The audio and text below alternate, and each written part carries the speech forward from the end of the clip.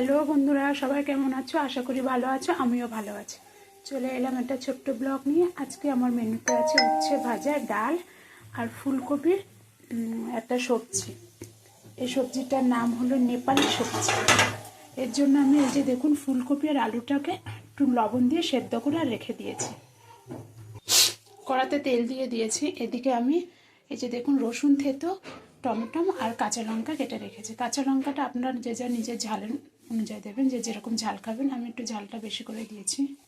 তেলটা গরম হয়ে গেছে, ফোড়নে আমি শুকনো লঙ্কা দিচ্ছি। থেতো করে রাখা রসুনটা দিয়ে দিয়েছি। রসুনটা একটু বেশি পরিমাণে লাগবে এখানে।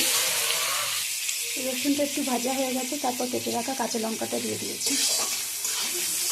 কেটে রাখা টমেটোটা দিয়ে দেবো। এখানে আমি দুটো টমেটো ব্যবহার করেছি।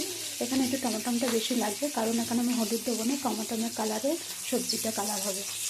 টমেটোটা দেওয়ার পর সামান্য পরিমাণে লবণ দিয়ে দিয়েছি, যাতে টমেটোটা তাড়াতাড়ি নরম হয়ে যায়। টমেটোটা আমার দেখুন গলে গেছে। এবার আমি এখানে মশলাগুলো অ্যাড করে দেবো। এখানে আমি সেরকম কিছু মশলা দেবো না।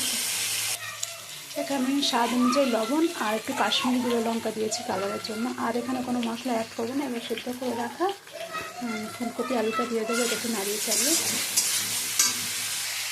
মশলাগুলোর থেকে দেখুন তেল ছেড়ে দিয়েছে। এবার আমি জল দিয়ে দেবো।